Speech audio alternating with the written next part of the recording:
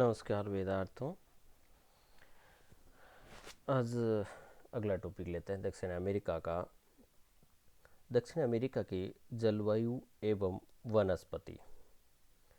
दक्षिण अमेरिका की मुख्यतः जलवायु अमेजन बेसिन में विषुवतीय प्रकार की है, जबकि अर्जेंटीना में शीत प्रकार की जलवायु पाई जाती है।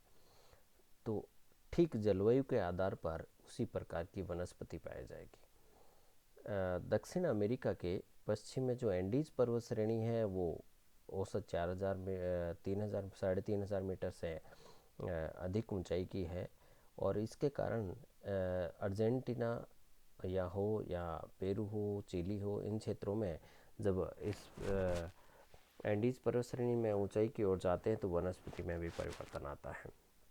तो कहने का मतलब है दक्षिण अमेरिका में जलवायु और वनस्पति में काफ़ी घनिष्ठ संबंध है, और वनस्पति शीत से लेकर उष्ण से लेकर शीतोष्ण और प्रकार की जलवायु व वनस्पति पाई जाती है। देखिए, पहले जलवायु लेते हैं हम।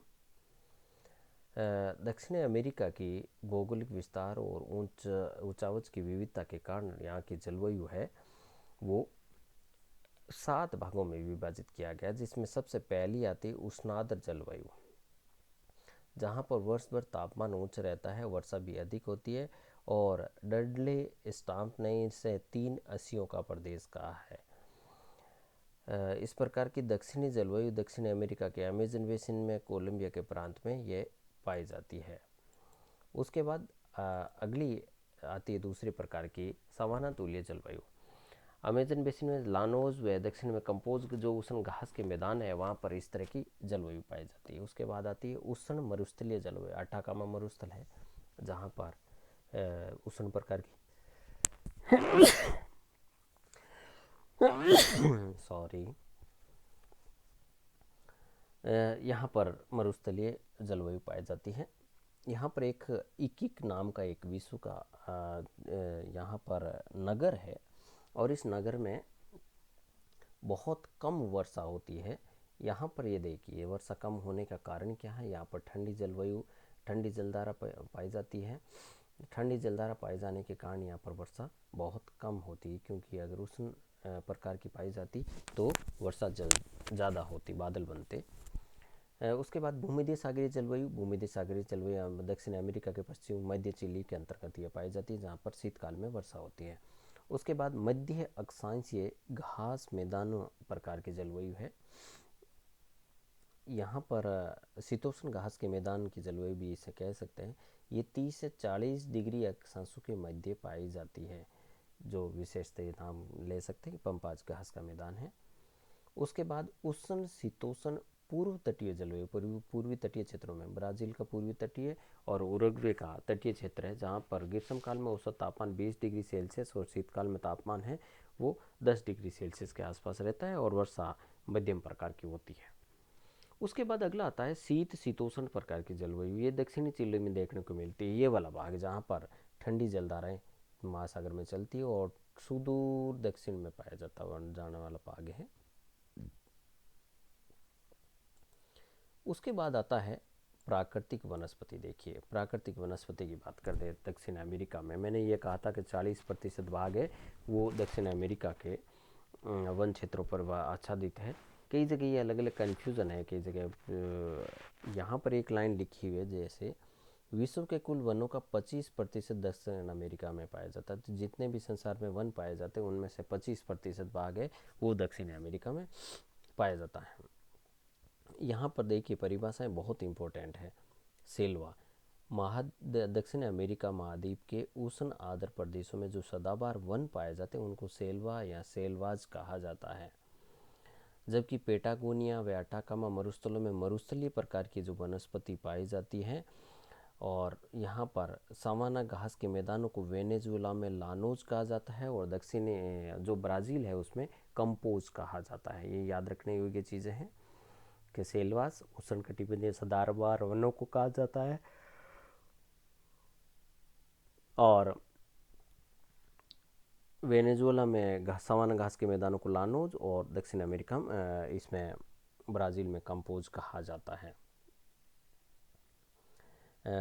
इसके बाद अगला जो वनस्पति का जो वितरण दे रखा है वो वितरण किस प्रकार का है। देखिए यहाँ पर 8 प्रकार की वनस्पति का वितरण दिया गया है। उष्णकटिबंधीय आर्द्र सदाबहार वन, उष्णकटिबंधीय पतझड़ वन, उष्णकटिबंधीय घास के मैदान, मरुस्थलीय वनस्पति, भूमध्य सागरीय, मिश्रित और शीतोष्ण घास के मैदान और पर्वतीय वनस्पति पाई जाती हैं। एक एक लेके चलते हैं। उष्ण आर्द्र सदाबहार वन, ये सदाबहार शब्द आ गया, इसका मतलब ये अपने अमेजन बेसिन की बात कर रहा है। और यहाँ पर जो उष्णकटिबंधीय सदाबहार वनों को सेल्वा के नाम से जाना जाता है। सागौन, एबोनी, रेजवुड, ट्रिबिया, हाईवुड, ब्लाटा, ये यहाँ के वृक्षों के नाम हैं। और अमेजन बेसिन, ब्राज़ील का तटीय भाग, कोलंबिया, वेनेजुला और इक्वाडोर में ये वनस्पति पाई जाती है। उसके बाद आती है भूमध्य सागरीय वनस्पति, ये मध्य चिली में वाले भाग में पाई जाती है।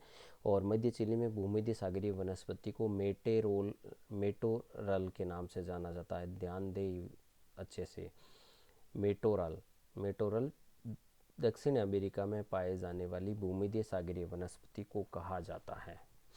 और इसमें क्या क्या पाया जाता है, चिली, पाइन, एस्पिनो, ओक, वाटनट है, वो भूमध्य सागरीय प्रकार की वनस्पति है। उसके बाद अगली आती है उष्णकटिबंधीय पतझड़ वन। ये पतझड़ वन है जो ठीक अपने जैसे भारत में पाए जाते हैं उसी प्रकार के हैं। इस प्रकार की वनस्पति ब्राज़ील के दक्षिणी पूर्वी भाग में ग्रान चाको क्षेत्र में, उत्तरी पराना, पराग्वे में ये पाई जाती है। यहाँ पर सागौन, बांस, साल, ताड़ के वृक्ष, घास के मैदान है, वो पाए जाते हैं। उसके बाद अगला आता है मिश्रित वन। दक्षिण अमेरिका में जो दक्षिणी चिली का जो भूभाग है वहाँ पर मिश्रित प्रकार की वनस्पति पाई जाती हैं। ये पूरा का पूरा वनस्पति का मैप दे रखा है कि कौन कौन सी वनस्पति कहाँ कहाँ पर पाई जाती है, उनका वितरण दे रखा है। उष्णकटिबंधीय घास के मैदान है, ये बहुत इम्पोर्टेंट है। अब देखिए दक्षिण अमेरिका में उष्णकटिबंधीय घास के विस्तृत मैदान मिलते हैं जिनको लानोज या कंपाज कहा जाता है। और यहाँ पर लानोज घास के मैदान वेनेजुएला में, ओरोनिको घाटी और गुयाना प्रदेश में मिलते हैं, जबकि कंपास घास के मैदान है वो ब्राज़ील के उन क्षेत्रों में मिलते हैं।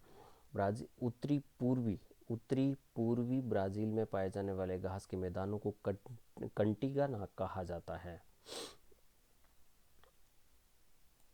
इसके बाद आते हैं शीतोष्ण घास के मैदान। दक्षिण अमेरिका में शीतोष्ण घास के मैदानों को पंपाज में कहा जाता है और इनको ये है अर्जेंटीना, उरुग्वे और दक्षिणी ब्राज़ील में पाए जाते हैं। उसके बाद अगला आता है मरुस्थलीय वनस्पति। मरुस्थल अटाकामा मरुस्थल है जो पेरू और चिली की सीमा पर स्थित है। और यहाँ जहाँ पर बहुत उच्च तापमान रहता है, जहाँ पर वनस्पति बहुत न्यूनतम पाई जाती है, नागपनी, सेजबूस, सेकोपॉल, अकेसिया, यूकेलिप्टस आदि प्रकार की वनस्पति पाई जाती है। और अंत में आती पर्वतीय वनस्पति। जैसे जैसे हम एंडीज पर्वत में ऊंचाई की ओर जाते हैं वनस्पति में परिवर्तन आता जाता है। एंडीज पर्वत श्रेणी पर 2700 मीटर की ऊंचाई पर है वो अल्पाइन वनस्पति प्रारंभ हो जाती है, जबकि ये वनस्पति टेरा डेल फ्यूगो अर्थात दक्षिणी अमेरिका का दक्षिणतम भाग में जाने पर 400 मीटर की ऊंचाई पर भी देखी जा सकती है। ये थी दक्षिण अमेरिका की वनस्पति और